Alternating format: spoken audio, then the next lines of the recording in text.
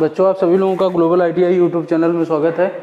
आज हम लोग इलेक्ट्रीशियन ट्रेड थ्री का 500 महत्वपूर्ण प्रश्नों की सीरीज का भाग 12 हल करेंगे, जो कि ITI द्वितीय वर्ष के छात्रों के लिए है। अगर ये क्वेश्चन आपको PDF के रूप में चाहिए तो PDF डाउनलोड करने के लिए www.globaliti.org पे जाके विजिट कर सकते हैं।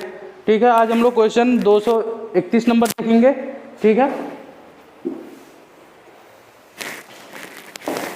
क्वेश्चन में दे रखा है ध्वनि रिकॉर्डिंग उपकरणों के लिए हिस्टेसिस मोटर उपयुक्त क्यों है। ठीक है, ए दिया है आकार में छोटा होता है, और बी दिया है उच्च दक्षता, और सी दिया है शांत प्रचालन, और डी दिया है कम त्रुटि प्रचालन।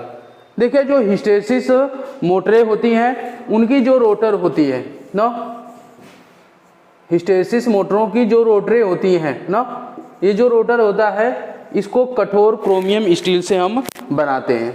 कठोर क्रोमियम स्टील से बनाने से होता क्या है कि ये जो इनका प्रचालन होता है वो होता है क्या, ये मतलब कह सकते हैं कि इसमें किसी प्रकार की आवाज़ नहीं होती है। ठीक है, आवाज़ न होने का मतलब है कि शांत इनका प्रचालन होता है। ठीक है, इसलिए हम क्या करते हैं, ध्वनि रिकॉर्डिंग में हम क्या करते हैं, हिस्टेसिस मोटर का उपयोग करते हैं। ठीक है, तो हम ये जानेंगे कि हिस्टेसिस मोटर की जो रोटर होती है उसको हम किससे बनाते हैं, कठोर क्रोमियम स्टील से हम निर्मित करते हैं, जिसके कारण क्या होता है, इनका शांत प्रचालन होता है। तो ऑप्शन नंबर सी हमारा क्या होगा, सही होगा।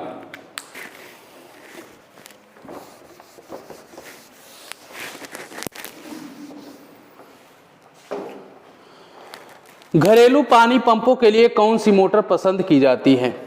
ए दिया है यूनिवर्सल मोटर, बी दिया है प्रतिकर्षण मोटर, और सी दिया है शेडेड पोल मोटर या आच्छादित पोल मोटर, और डी दिया है संधारित्र प्रारंभ मोटर।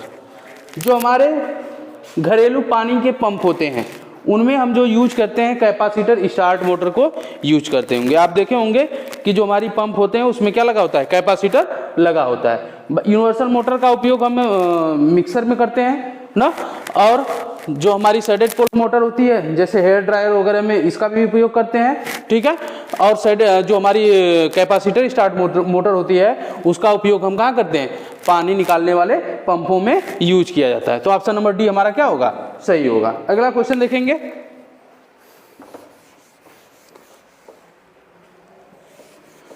आसान क्वेश्चन है सब। ठीक है, किस प्रकार की मोटर में अपेक्षाकृत कम टार्क होता है। ए यूनिवर्सल मोटर दिया है, बी दिया है capacitor start capacitor run motor, और सी दिया है capacitor start induction run motor, और डी दिया है प्रतिरोध शुरू इंडक्शन रन मोटर। इस जितनी मोटरें दी हैं ना, उनमें सबसे अधिक जो टार्क होता है यूनिवर्सल मोटर का होता है, उसके बाद कैपेसिटर मोटर का होता है, फिर और सबसे इसमें कम किसका होगा, प्रतिरोध शुरू इंडक्शन रन मोटर है ना, जिसको स्प्लिट फेज मोटर भी कहा जाता है। ठीक है, तो यहाँ पे ऑप्शन नंबर डी हमारा क्या होगा, सही होगा। चूंकि यूनिवर्सल मोटर का स्टार्टिंग टार्क क्या होता है, सबसे अधिक होता है, बाकी उसके बाद किसका होगा, कैपेसिटर मोटर का होता है, फिर सबसे कम किसका होगा, प्रतिरोध शुरू इंडक्शन रन मोटर का, या इसको हम बोलते हैं क्या, स्प्लिट फेज इंडक्शन मोटर भी बोलते हैं। ठीक है, तो ऑप्शन नंबर डी हमारा क्या होगा, सही होगा। ठीक है, अगला क्वेश्चन देखेंगे,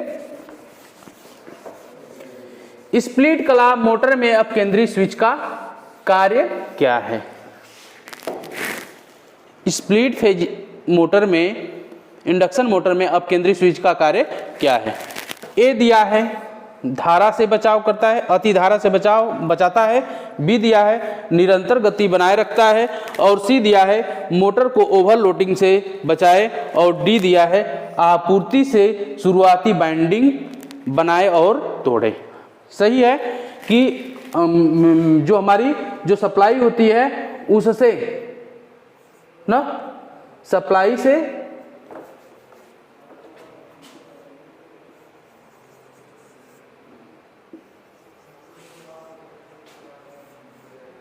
ठीक है, ये हमारा रोटर होता है। ठीक है, ये हमारी क्या है, स्टार्टिंग बाइंडिंग है, और ये हमारी क्या है, रनिंग बाइंडिंग या मेन बाइंडिंग भी बोलते हैं इसको, ठीक है। तो ये क्या करता है, अगर हम इनको लगा दिए मान लीजिए यहाँ पे ना, किसको, अपकेंद्री स्विच को, इसी का पूछ रहा है कार्य क्या है। तो ये क्या करता है कि स्टार्टिंग के समय क्या करता है, मोटर को स्टार्ट करता है, ठीक है। किससे, ये जुड़कर क्या करता है, स्टार्टिंग बाइंडिंग के माध्यम से हमारी मोटर को स्टार्ट करता है। लेकिन जैसे ही 75% स्पीड हमारी मोटर प्राप्त करती है, ये फिर क्या करता है, स्टार्टिंग बाइंडिंग को डिस्कनेक्ट कर देता है और हमारी में जो मोटर चलने लगती है वो किस पर चलती है, मेन बाइंडिंग पे। किस पर चलती है, मेन बाइंडिंग पे हमारी मोटर क्या करती है, रन करने लगती है, ठीक है। तो ऑप्शन नंबर हमारा डी क्या होगा बच्चों, सही होगा ना। ऑप्शन नंबर डी हमारा क्या होगा, आपूर्ति से शुरुआती बाइंडिंग बनाए और तोड़ता है। मतलब आपूर्ति से क्या करता है, सप्लाई से शुरुआत स्टार्टिंग बाइंडिंग को क्या करता है, जोड़ने का काम करता है और तोड़ने का भी काम करता है। तो ऑप्शन नंबर हमारा डी क्या होगा, सही होगा। अगला क्वेश्चन देखेंगे,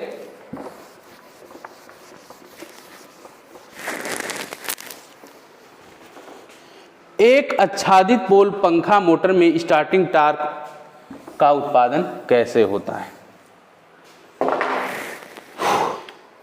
एक आच्छादित पोल पंखा मोटर में स्टार्टिंग टॉर्क का उत्पादन कैसे होता है। ए दिया है ध्रुव पर छल्ले का उपयोग करना, बी दिया है घुमावदार सर्किट पर संधारित्र का उपयोग करना, और सी स्विच द्वारा पोल के रोटर बाइंडिंग को बदलना, और डी दिया है स्विच द्वारा फील्ड बाइंडिंग को इंटरचेंज करना।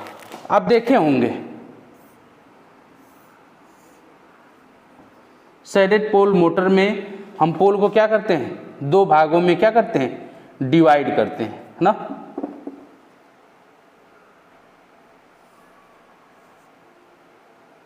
ठीक है,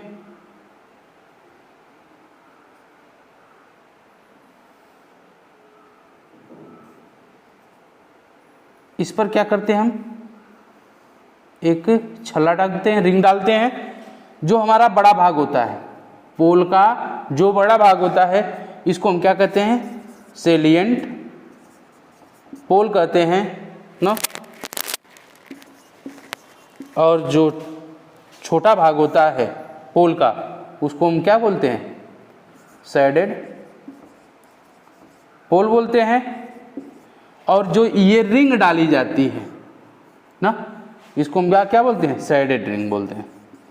और इसी रिंग से स्टार्टिंग टॉर्क का उत्पादन कैसे करते हैं, इस रिंग को डालने से। चूंकि पहले से तो ये पोल था, लेकिन इस पोल को हमने क्या किया, दो भागों में क्या किया, डिवाइड किया। इसी बाइंडिंग को मैंने क्या किया, जो पोल पे बाइंडिंग को मैंने क्या किया, दो भागों में, या अर्थात दो बाइंडिंग मैंने बनाया, ठीक है। इसको हम क्या बोलते हैं, शेडेड रिंग, जिसके माध्यम से क्या होता है, हमारी कह सकते हैं रोटर पे टार्क उत्पन्न होता है। तो ध्रुव पर छल्ले का उपयोग करना ना, जिससे क्या होता है, स्टार्टिंग टार्क क्या होता है, उत्पादन होता है। तो ऑप्शन नंबर ए हमारा क्या होगा, सही होगा, ठीक है।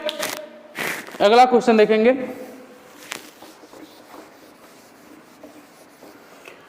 पंखा मोटर सर्किट में एक संधारित्र का उपयोग करने का कारण क्या है।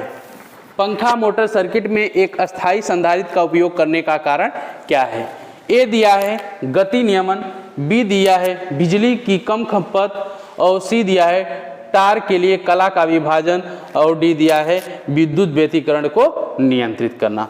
तो हम कह सकते हैं कि एक कह सकते हैं बालाकुड के लिए क्या करता है, फेज को डिवाइड करता है। इसको हम लगाते हैं ताकि इसका स्टार्टिंग टार्क क्या हो जाए, बढ़ जाए, और उसके साथ साथ क्या हो कि उसमें फेज भी क्या हो, दो फेज बने, कम से कम दो फेज उसमें क्या हो बने। क्योंकि हमारी जो मोटर होती है इंडक्शन मोटर, वो क्या होती है, सिंगल फेज होती है, और उसकी बाइंडिंग भी क्या होती है, सिंगल फेज के लिए की जाती है। तो हम उसमें कम से कम किसी भी मोटर को सेल्फ स्टार्ट होने के लिए कम से कम उसमें क्या होना चाहिए, दो फेज होना चाहिए। तो इसलिए हम क्या करते हैं, उसमें कैपेसिटर का हम उपयोग करते हैं, ताकि उसका स्टार्टिंग टार्क क्या हो, हाई हो, और हमारी मोटर क्या हो, सेल्फ स्टार्ट हो।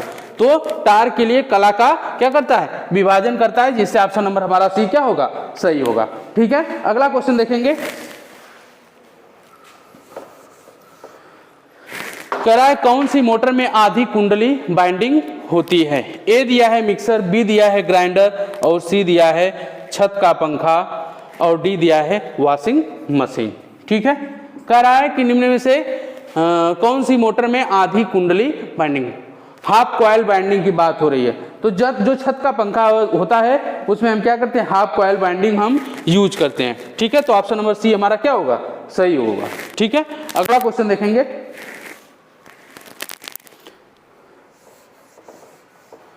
देखिए, रनिंग वाइंडिंग कोर के निचले भाग में क्यों रखी जाती है। ए दिया है कम प्रतिरोध पाने के लिए, बी दिया है कम प्रेरण पाने के लिए, और सी दिया है उच्च प्रतिरोध प्राप्त करने के लिए, और डी दिया है उच्च प्रेरण प्राप्त करने के लिए। हम जानते हैं कि जो हमारी क्या होती है, रनिंग वाइंडिंग होती है, उसको क्या करते हैं हम मोटे तार से बनाते हैं। किससे बनाते हैं, मोटे तार या कापर के मोटे तार से ना, कापर के मोटे तार से हम क्या करते हैं, उसको बनाते हैं। और इसका प्रतिरोध जो होता है क्या होता है, रनिंग वाइंडिंग का हमारा जो प्रतिरोध होता है, जब कापर के मोटे तार से उसको बनाएंगे तो उसका जो प्रतिरोध होता है वो क्या होता है, कम होता है। प्रतिरोध क्या होगा, इसका कम होगा। जब प्रतिरोध कम होगा ना, प्रतिरोध क्या होगा, कम होगा, तो इसका इंडक्टेंस क्या होता है, अधिक होता है। ठीक है ना, इसका इंडक्टेंस क्या होगा, रेजिस्टेंस कम होगा लेकिन इंडक्टेंस क्या होता है, अधिक होता है, अधिक होता है। ठीक है, जिससे अगर हम इसको निचले भाग में कर देते हैं तो उससे क्या प्राप्त होता है, उच्च इंडक्टेंस प्राप्त करने के लिए हम क्या करते हैं, उसको हम रनिंग वाइंडिंग को निचले भाग में रखा जाता है। ठीक है, तो यहाँ पे ऑप्शन नंबर डी हमारा क्या है, सही है। उच्च प्रेरण प्राप्त करने के लिए हम क्या करते हैं, उसको निचले भाग में रखते हैं। ठीक है, अगला क्वेश्चन देखेंगे।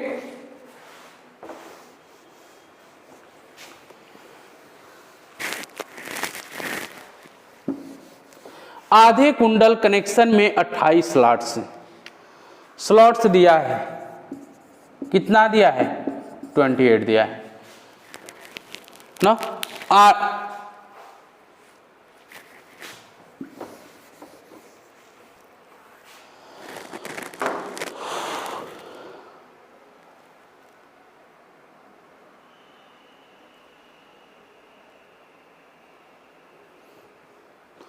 आधे कुंडल कनेक्शन में 28 स्लॉट्स हैं, 14 पोल हैं और 14 कॉइल वाले सेलिंग फैन के लिए स्लॉट्स की दूरी की गणना करें ना।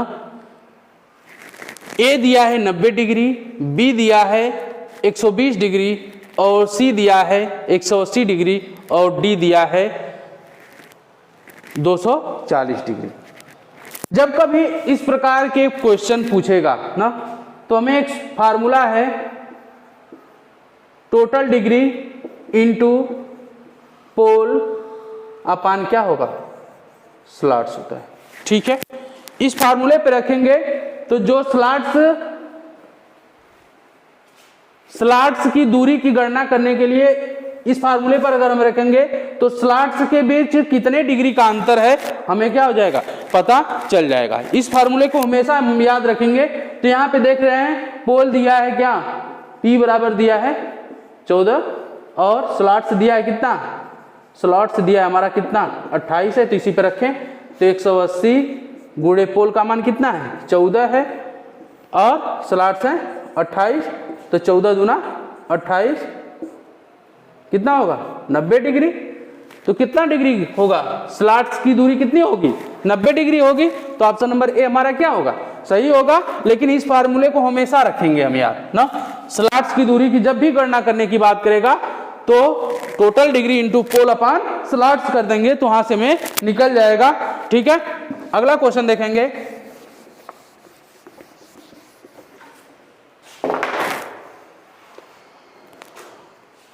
कह रहा है आच्छादित पोल मोटर का अनुप्रयोग क्या है। ए दिया है हेयर ड्रायर, बी दिया है पंखा, और सी दिया है गीला ग्राइंडर, और डी दिया है वॉशिंग मशीन। तो देखिए जो हमारी शेडेड पोल मोटर होती है उसका उपयोग हम कहाँ करते हैं, मैंने पहले भी बताया कि उसका जो प्रयोग हम करते हैं हेयर ड्रायर मशीन में यूज किया जाता है। किसका? शेडेड पोल मोटर का। तो यहाँ पे ऑप्शन नंबर ए क्या होगा? सही होगा। पंखा में आप जानते हैं अस्थायी कैपेसिटर मोटर उपयोग की जाती है। ठीक है, तो यहाँ पे ऑप्शन नंबर ए हमारा क्या होगा? सही होगा। ठीक है, अगला क्वेश्चन देखेंगे।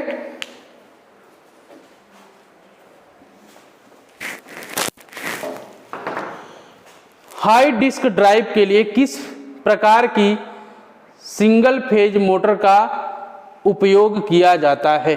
ना, ए दिया है स्टेपर मोटर, बी दिया है हार्ड डिस्क ड्राइव के लिए ना, यहां पे दिया है ना, ये हार्ड होगा।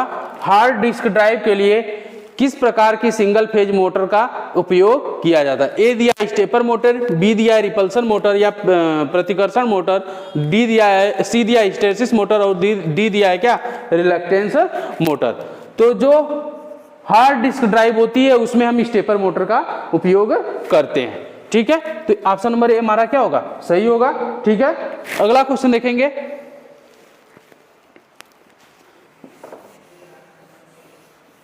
Capacitor start capacitor run induction motor में इस्तेमाल होने वाली सेंट्रीफ्यूगल का क्या कार्य है? ना, देखिए आप देखे होंगे ना,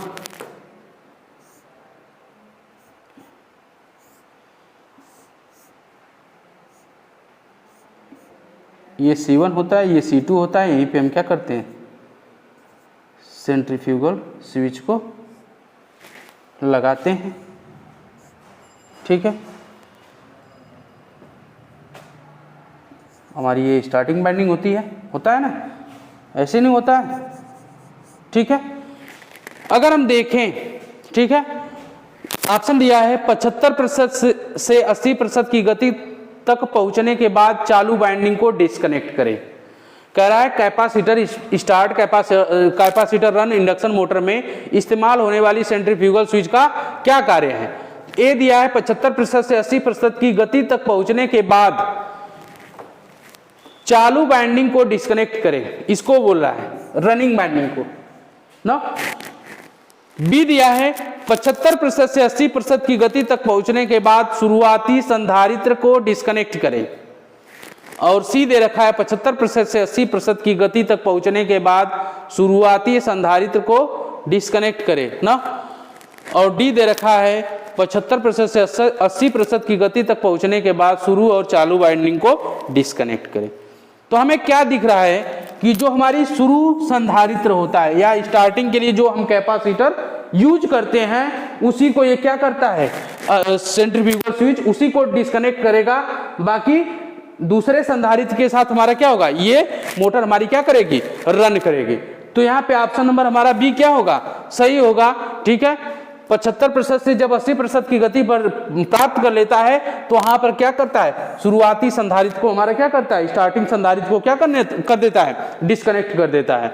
ठीक है, तो ऑप्शन नंबर हमारा बी क्या हो जाएगा, सही हो जाएगा। अगला क्वेश्चन हम देखेंगे।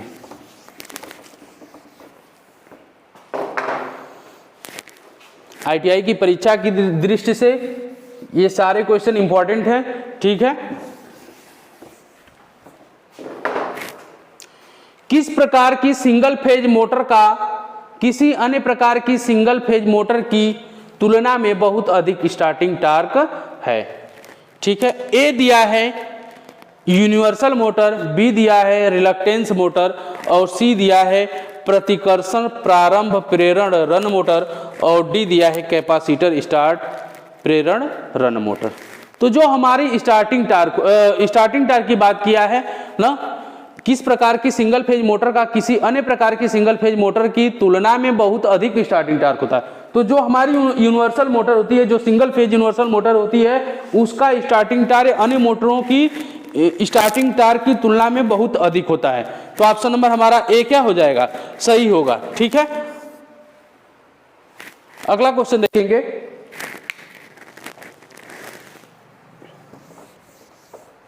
कह रहा है संधारित्र को एकल कला अस्थायी संधारित्र मोटर में कहां जोड़ा जाता है?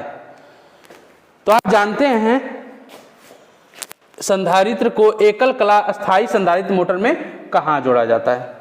तो हम जानते हैं कि हमारी क्या होती है, स्टार्टिंग वाइंडिंग होती है, और यहाँ पे हम क्या लगाते हैं, कैपेसिटर लगाते हैं, ठीक है, और ये हमारी क्या होती है, रनिंग वाइंडिंग होती है, ठीक है, और हमारी क्या है, रोटर है, ठीक है।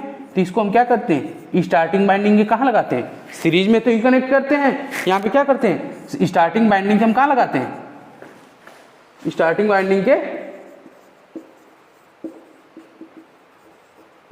ये हमारी रनिंग वाइंडिंग है ना, ये हमारी क्या है, रनिंग वाइंडिंग है,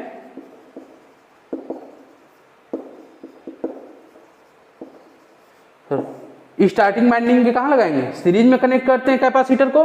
तो यहाँ पे दे रखा है स्टार्टिंग वाइंडिंग के साथ श्रृंखला में, रनिंग वाइंडिंग के साथ श्रृंखला में, सी दिया है स्टार्टिंग वाइंडिंग के साथ समांतर में, और डी दे रखा है समांतर में रनिंग वाइंडिंग के साथ ना। तो हम स्टार्टिंग वाइंडिंग के ही सीरीज में इसको क्या करते हैं, कनेक्ट करते हैं। तो ऑप्शन नंबर ए हमारा क्या हो जाएगा, सही होगा। समांतर में तो कनेक्ट नहीं करते हैं, और इसको रनिंग वाइंडिंग के साथ न तो श्रृंखला में जोड़ते हैं न तो समांतर में जोड़ते हैं। तो ऑप्शन नंबर ए हमारा क्या होगा, सही होगा। अगला क्वेश्चन देखेंगे हम,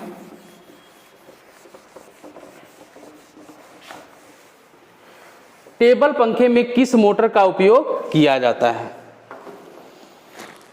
ए यूनिवर्सल मोटर, बी दिया है आच्छादित पोल मोटर, और सी दिया है हिस्टैरिसीस धारा मोटर, और डी दे रखा है अस्थायी संधारित्र मोटर ना।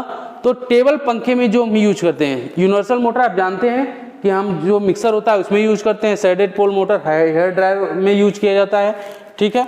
भंवर धारा मोटर जो टेप रिकॉर्डर होता है उसमें भी यूज करते हैं, ठीक है। और ये क्या होता है, अस्थायी संधारित्र मोटर। तो अस्थायी संधारित्र मोटर का उपयोग हम कहाँ करते हैं, छत के पंखे तथा टेबल के पंखे में हम यूज करते हैं। तो ऑप्शन नंबर डी हमारा क्या होगा, सही होगा। हम अगला क्वेश्चन देखेंगे,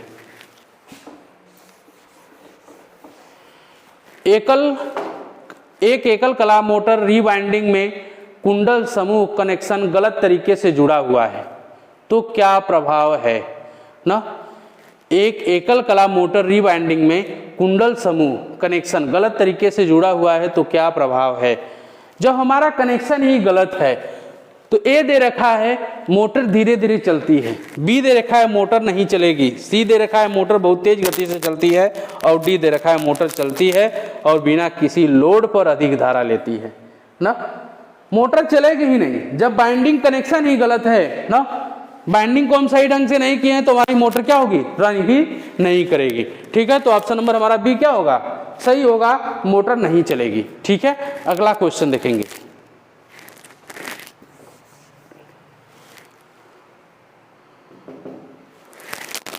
कह रहा है प्रतिकर्षण मोटर में क्या प्रभाव होता है यदि चुंबकीय अक्ष दूसरी तरफ अस्थानांतरित हो जाए।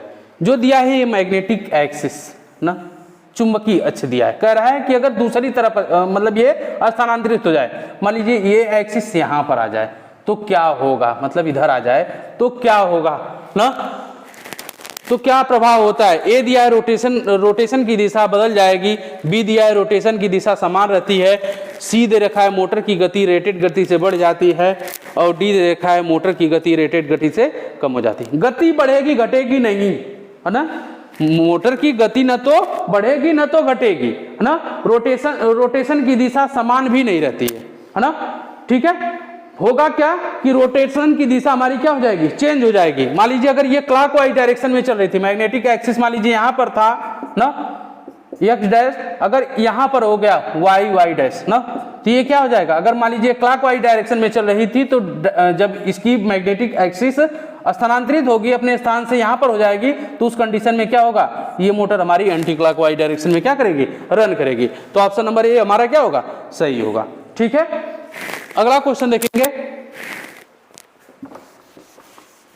मोटर शुरू होने के बाद अपकेंद्री स्विच को डिस्कनेक्ट नहीं किया जाता है तो क्या प्रभाव पड़ता है।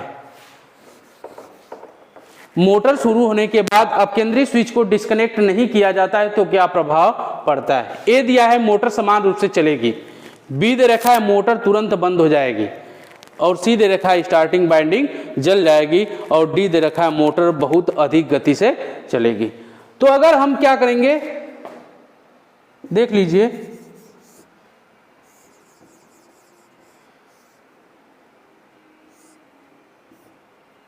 अगर यहाँ पे हम क्या किए हैं, अपकेंद्री स्विच हम लगाए हैं, ठीक है।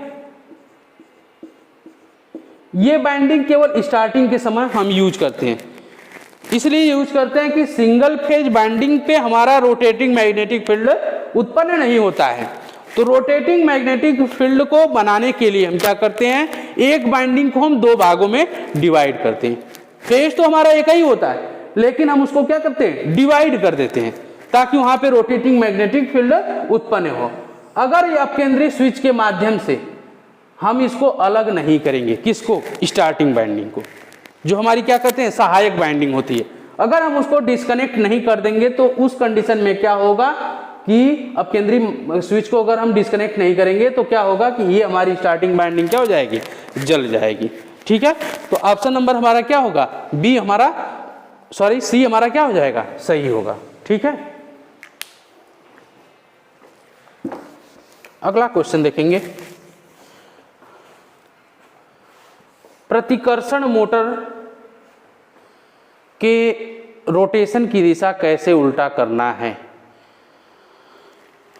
ए दिया है ब्रश अक्ष को स्थानांतरित करके, बी दिया है आपूर्ति टर्मिनल को आपस में बदल के, और सी दिया है मुख्य घुमावदार टर्मिनल को बदलकर, और डी दिया है कंपनसेटिंग बाइंडरी टर्मिनलों को बदलकर। तो अभी हमने बताया है कि उसकी क्या करेंगे, मैग्नेटिक अक्ष को स्थानांतरित करके उसके रोटेशन की हम डायरेक्शन को क्या कर देंगे, चेंज कर देंगे। तो ऑप्शन नंबर ए हमारा क्या हो जाएगा, सही होगा, ठीक है। अगला क्वेश्चन देखेंगे,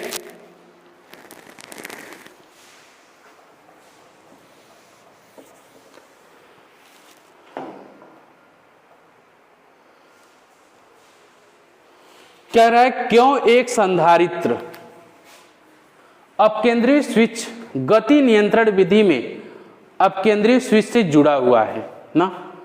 गति नियंत्रण विधि में अपकेंद्रीय स्विच से जुड़ा हुआ है।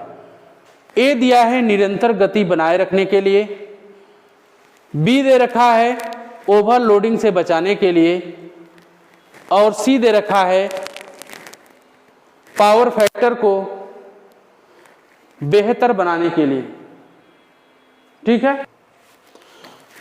संपर्कों में स्पार्क कम करने के लिए डी ऑप्शन दिया है, ठीक है। इसको देख लेंगे, फेज हमारा है, ये न्यूट्रल है। कह रहा है कि क्यों एक संधारित्र अपकेंद्रीय स्विच गति नियंत्रण विधि में अपकेंद्रीय स्विच से जुड़ा होता है ना। तो यहां पे देखेंगे हम क्या है, ये हमारा कैपेसिटर होता है, ये हमारा अपकेंद्रीय स्विच है, और यहाँ पर क्या होता है, रजिस्टर होता है, ठीक है। और ये हमारी क्या होती है, फील्ड होती है, और यहाँ पर क्या होता है, आर्मेचर होता है, ठीक है। और यहाँ पे ये होता क्या है, जब हमारी मोटर ना, जब इस मोटर पे लोड क्या हो, कम हो, तो हमारी मोटर क्या हो जाती है, कुछ समय बाद उस कंडीशन में क्या होता है, अपकेंद्रीय स्विच के माध्यम से यहाँ पर करंट फ्लो होता है, और ये हमारी मोटर अगर मान लीजिए लोड कम होता है तो होता क्या है कि ये जब अपनी पूर्ण गति को प्राप्त कर लेता है, ठीक है। लोड कम होने की कंडीशन में क्या होगा, बहुत जल्दी अपनी स्पीड को प्राप्त करेगा। उस कंडीशन में इस पर एक बल काम करने लगता है, जिसको हम क्या कहते हैं, सेंट्रीफ्यूगल फोर्स भी बोलते हैं, और उस कंडीशन में क्या होता है, ओपन हो जाता है। उस कंडीशन में फिर ये कहां से होता है, करंट कहां से फ्लो होती है, इस रजिस्टर के माध्यम से फ्लो होती है। और जब यहाँ पे रजिस्टर से फ्लो होने लगती है तो होता क्या है कि यहाँ पे वोल्टेज ड्रॉप होने लगता है। क्या होने लगता है, क्योंकि रजिस्टर है ना, वोल्टेज ड्रॉप होने लगता है। जब वोल्टेज ड्रॉप होने लगता है तो यहाँ पे वोल्टेज कम जाने लगती है, और मोटर क्या हो जाती है, धीमी गति से चलती है। जब मोटर धीमी गति से चलने लगती है तो फिर क्या होता है, ये सेंट्रीफ्यूगल स्विच क्या हो जाता है, फिर ऑन अवस्था में आ जाता है।